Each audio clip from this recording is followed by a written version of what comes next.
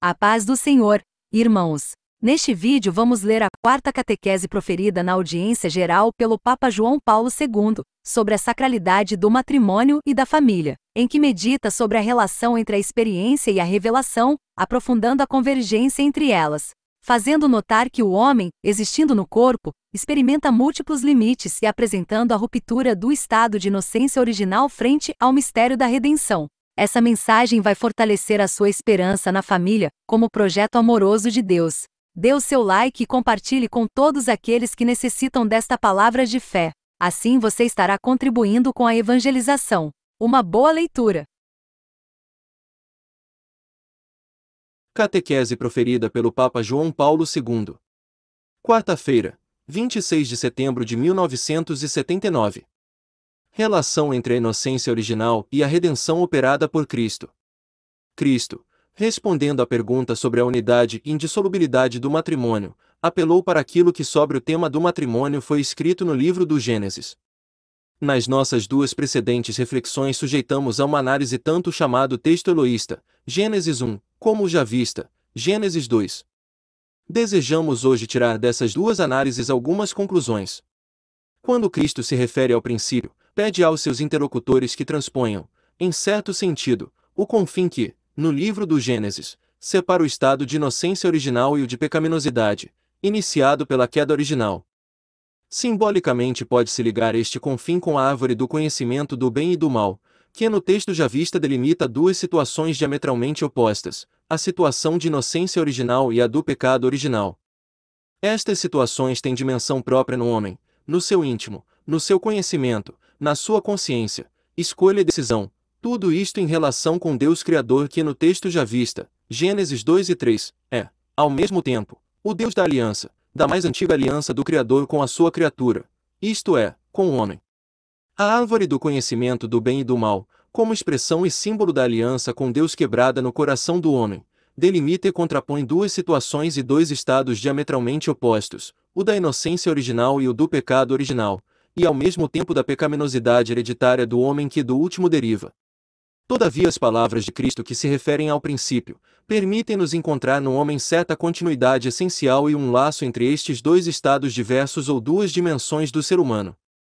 O estado de pecado faz parte do homem histórico, tanto daquele a que se refere Mateus 19, isto é, do interlocutor de Cristo nessa altura, como também de qualquer outro interlocutor, potencial ou atual, de todos os tempos da história, e portanto, naturalmente, também do homem de hoje.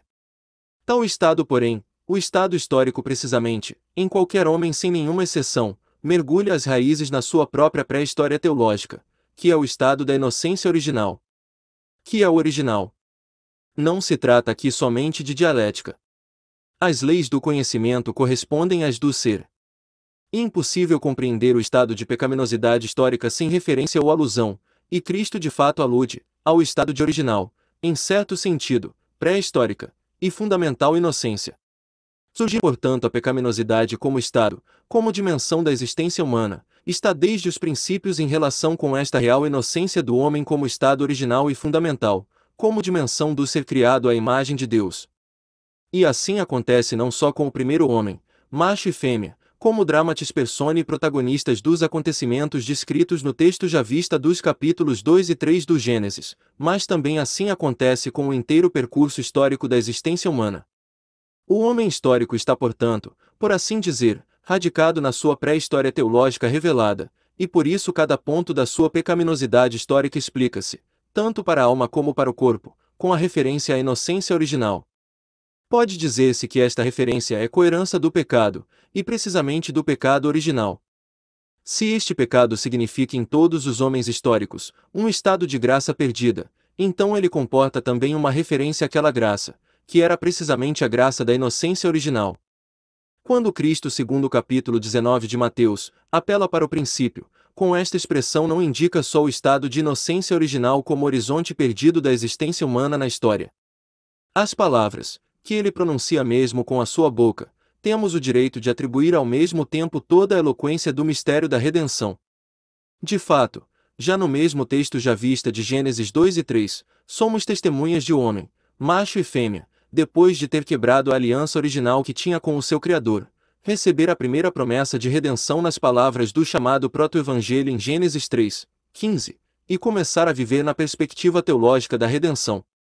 Assim, portanto, o homem histórico, que era o interlocutor de Cristo naquele tempo de que fala Mateus 19, que era o homem de hoje, participa desta perspectiva. Participa não só da história da pecaminosidade humana, como sujeito hereditário e ao mesmo tempo pessoal e não repetível desta história, mas participa igualmente da história da salvação, também agora como seu sujeito e concriador. Ele está, portanto, não só fechado, pela sua pecaminosidade, a inocência original, mas ao mesmo tempo aberto para o mistério da redenção, que se realizou em Cristo e por meio de Cristo. Paulo, autor da carta aos Romanos, exprime esta perspectiva da redenção em que vive o homem histórico, quando escreve: também nós próprios, que possuímos as primícias do Espírito, gememos igualmente em nós mesmos, aguardando a libertação do nosso corpo. Romanos 8:23. Não podemos perder de vista esta perspectiva quando seguimos as palavras de Cristo que, na sua conversa sobre a indissolubilidade do matrimônio, recorre ao princípio. Se aquele princípio indicasse só a criação do homem como macho e fêmea, se, como já insinuamos, conduzisse os interlocutores só atravessando o confim do estado de pecado do homem até a inocência original, e não abrisse ao mesmo tempo a perspectiva de uma redenção do corpo, a resposta de Cristo não seria de fato entendida de modo exato. Precisamente esta perspectiva da redenção do corpo assegura a continuidade e a unidade entre o estado hereditário do pecado do homem e a sua inocência original, se bem que esta inocência tenha sido historicamente perdida por ele de modo irremediável. É também evidente ter Cristo o máximo direito de responder à pergunta que lhe foi feita pelos doutores da lei e da aliança, como lemos em Mateus 19 e em Marcos 10, na perspectiva da redenção sobre que se baseia a aliança mesma. Se no contexto substancialmente assim descrito pela teologia do homem-corpo, pensamos no método das análises seguintes a respeito da revelação do princípio, em que é essencial a referência aos primeiros capítulos do livro do Gênesis, devemos logo dirigir a nossa atenção para um fator que é especialmente importante para a interpretação teológica, importante, pois consiste na relação entre revelação e experiência. Ao interpretarmos a revelação a respeito do homem, e sobretudo a respeito do corpo, temos por motivos compreensíveis de referir-nos à experiência, porque o homem-corpo é percebido por nós sobretudo na experiência.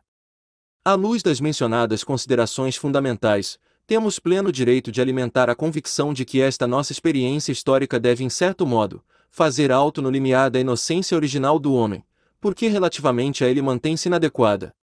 Todavia, à luz das mesmas considerações introdutórias, devemos chegar à convicção da nossa experiência humana ser, neste caso, um meio de algum modo legítimo para a interpretação teológica, e ser, em certo sentido, indispensável ponto de referência, para que devemos apelar na interpretação do princípio.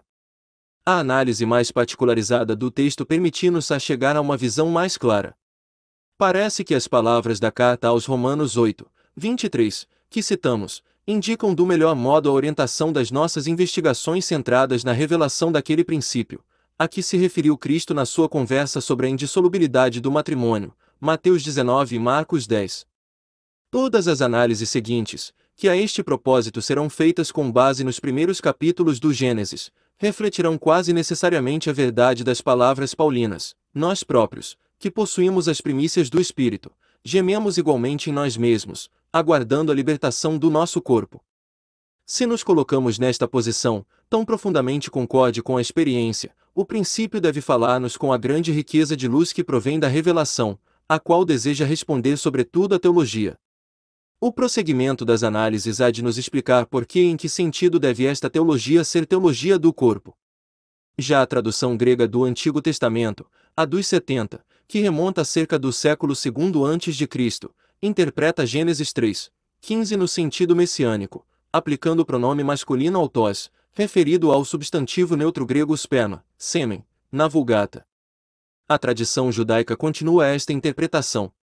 A exegese cristã, a começar de Santo Ireneu, vê este texto como proto-evangelho, que prenuncia a vitória sobre Satanás, obtida por Jesus Cristo. Embora nos últimos séculos os especialistas em Sagrada Escritura tenham interpretado diversamente esta perícope e alguns tenham contestado a interpretação messiânica, nos últimos tempos está-se a voltar a esta sob um aspecto um pouco diverso. O autor javista une de fato a pré-história com a história de Israel, que atinge o seu vértice na dinastia messiânica de Davi, a qual levará ao cumprimento das promessas de Gênesis 3:15, conforme 2 Samuel 7:12. O Novo Testamento explicou o cumprimento da promessa na mesma perspectiva messiânica. Jesus é o Messias, descendente de Davi, nascido de mulher, novo Adão Davi, que deve reinar até que ponha todos os inimigos debaixo dos pés. Conforme Romanos 1:3, 2 Timóteo 2:8, Gálatas 4:4, 1 Coríntios 15 e 1 Coríntios 15:25, respectivamente. E por fim Apocalipse 12:1 a 10, apresenta o cumprimento final da profecia de Gênesis 3:15, que embora não sendo anúncio claro e imediato de Jesus como Messias de Israel, leva todavia a ele por meio da tradição real e messiânica que une o Antigo e o Novo Testamento.